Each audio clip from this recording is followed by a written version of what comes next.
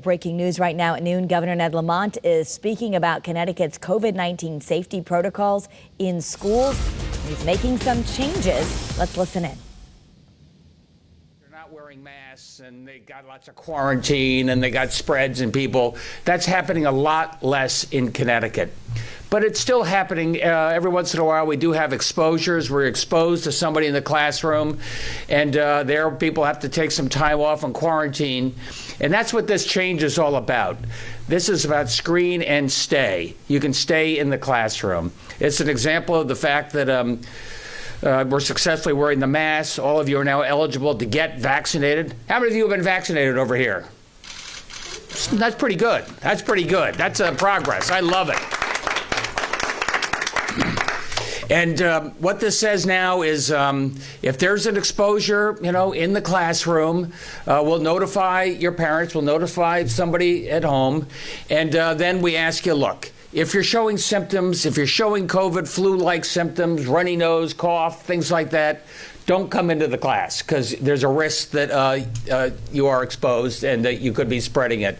Otherwise, this allows you to stay in the classroom, and what a difference that makes. And by the way, I'll just give you a heads up. Flu has some of the same symptoms as COVID, same coughing. How many of you had the flu shot? Okay, not bad. It's a good reason to do it, though, just so that there's no confusion about what might be happening.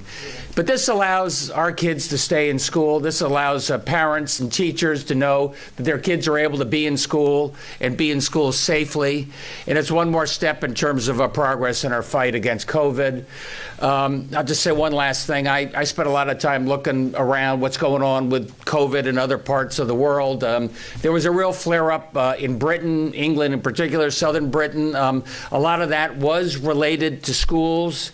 Not vaccinated, of course, but also folks not wearing the mask. Kids brought it back into the home, and there were some issues there.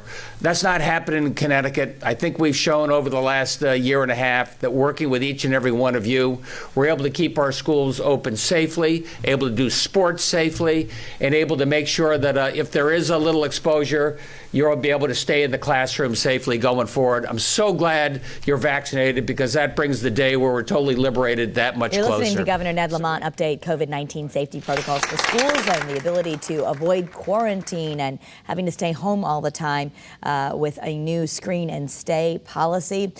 So some staff and students who are even not fully vaccinated could be able to stay in school if they're wearing masks.